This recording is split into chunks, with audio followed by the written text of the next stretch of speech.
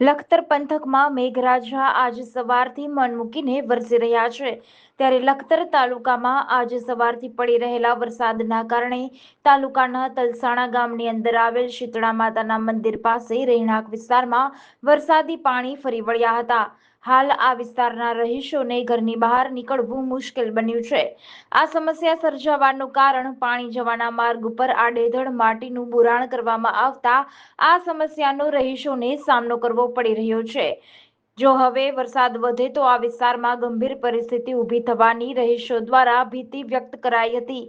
જ્યારે આ અંગે વિસ્તારના રહીશોએ તંત્રને અનેક વખત રજૂઆત કરવા છતાં કોઈ પરિણામ નહીં મળતા રહીશોમાં રોષ જોવા મળી રહ્યો છે.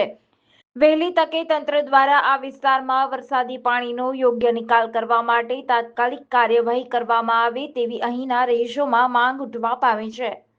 જેડીસી ન્યૂઝ સાથે જયેન્દ્રસિંહ ઝાલા, લખતર.